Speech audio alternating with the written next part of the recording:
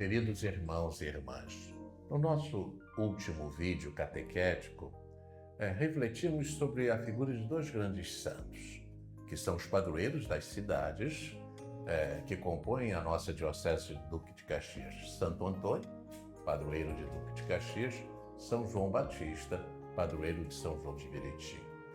Hoje eu quero refletir brevemente sobre São Pedro e São Paulo. Está próxima já a festa litúrgica desses dois grandes santos. No Brasil, por determinação da CNBB e autorização da Santa Sé, esta solenidade de São Pedro e São Paulo é celebrada no domingo entre 28 de julho e 4 entre 28 de junho e 4 de julho. Pedro, escolhido por Cristo como fundamento do edifício eclesial, portador das chaves do reino dos céus, pastor do rebanho santo, confirmador dos irmãos, e na sua pessoa e nos sucessores o sinal visível da unidade e da comunhão na fé e na caridade. Paulo, cooptado no colégio apostólico pelo próprio Cristo, no caminho de Damasco, instrumento escolhido para levar seu nome perante os povos.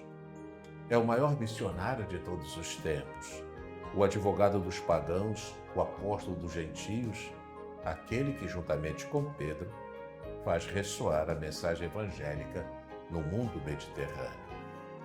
Ambos os apóstolos selaram com o martírio em Roma, por volta do ano 67, seu testemunho ao Mestre. Modelos apostólicos. Os apóstolos, ponto de referência. A referência ao modelo apostólico, especialmente de Pedro e Paulo, será sempre uma fonte de renovação missionária.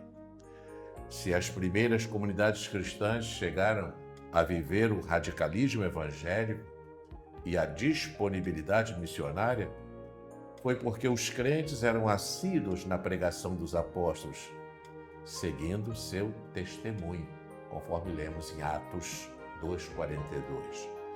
Todos os crentes, todos aqueles que creem, chamados a assumir a tarefa da evangelização, estão edificados sobre o fundamento dos apóstolos e profetas, e o mesmo Cristo Jesus é a pedra angular.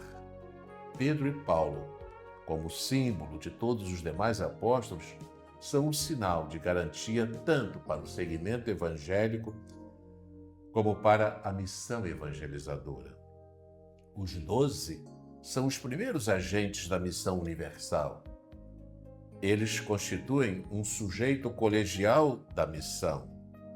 Esta colegialidade não impede que dentro do grupo se destaquem figuras como Tiago, João e, sobretudo, Pedro. Graças a ele, abrem-se os horizontes da missão universal, onde depois sobressairá Paulo, que por vontade divina foi chamado e enviado aos gentios. Pedro. A figura de Pedro como pedra na qual Cristo quis edificar sua igreja resume também o modo de anunciar o mistério pascal de Cristo. Efetivamente, o dia de Pentecostes anunciou Cristo como Filho de Deus, ressuscitado, homem verdadeiro, crucificado e morto, Salvador de todos. Jesus significa Deus salva. Este anúncio era um chamado à conversão e ao batismo para receber a vida nova do Espírito Santo. Segundo a doutrina do apóstolo Pedro, a ação evangelizadora vai acompanhada pelo Espírito Santo enviado do céu. Assim se anuncia a redenção como fruto do sangue precioso de Cristo, que comunica um novo nascimento pela semente incorruptível na palavra de Deus. Anuncia-se Cristo morto e ressuscitado, que pelo batismo faz da humanidade uma oferta agradável a Deus. Todos os apóstolos são testemunhas da paixão de Cristo e devem cuidar da grei, a comunidade, ao estilo do bom pastor, o pastor principal, preparando sua vinda definitiva. Paulo segue as mesmas pautas, com características especiais, como de quem se apresenta continuamente como apóstolo, chamado para o apostolado e segregado para o Evangelho de Deus. Assim ele se expressa no primeiro versículo da carta aos Romanos. Sua ação evangelizadora gira em torno de Jesus, o Filho de Deus, anunciado pelos profetas, feito nosso irmão enquanto homem, que manifesta a força do Espírito por sua morte e ressurreição. Esta mensagem deve ser pregada a todos os povos. Há alguns traços que delineiam a fisionomia apostólica de Paulo, que não se vergonha deste evangelho, mas gasta a vida para anunciá-lo como prisioneiro do Espírito, sem buscar seu próprio interesse. Os encarregados de continuar este anúncio, os pastores, têm a assistência do Espírito Santo e devem cuidar de convocar a comunidade, eclesia, que Cristo adquiriu com seu sangue. Paulo é só servidor de Cristo, cabeça de seu corpo, que é a igreja, Cristo, e que nos reconciliou com o sangue de sua cruz. A missão de Paulo gira em torno de Jesus, o Filho enviado pelo Pai sob a ação do Espírito, porque tudo foi criado por Ele e nele, e tudo se apoia nele. Este mistério de Cristo se manifesta e se comunica por meio da igreja. Paulo viveu esta missão com uma especial solicitude por todas as igrejas. Com o fogo no coração, a caridade de Cristo me impele, dizia ele. Sua vida já não teria sentido sem esta dedicação à missão confiada pelo Senhor. O anúncio de Cristo deve ser feito a todos os povos, como coherdeiros e copartícipes das promessas em Cristo Jesus por meio do Evangelho. Seu ideal consiste em apresentar todos os homens perfeitos em Cristo.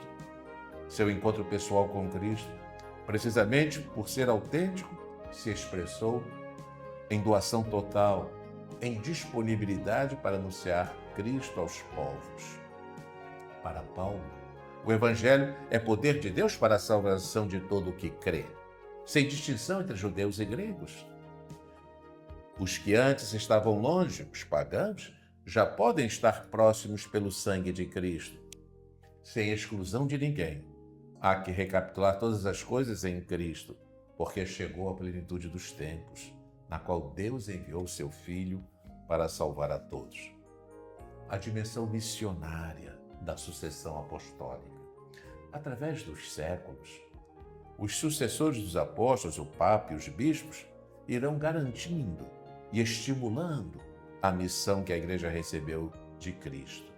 A partir desta realidade sobrenatural, querida por Jesus, toda igreja particular e toda a comunidade eclesial demonstrará sua apostolicidade, precisamente assumindo a própria responsabilidade missionária, local e universal. São Pedro e São Paulo, rogai por nós. E quero concluir lembrando que, por ocasião da solenidade de São Pedro, todos nós somos chamados a ajudar o Santo Padre a realizar a caridade através do óbolo de São Pedro. Sejamos generosos, porque todas as nossas ajudas permitem ao Santo Padre, o Papa, numa dimensão universal, viver e oferecer ajuda à caridade. O bom Deus a todos nós abençoe.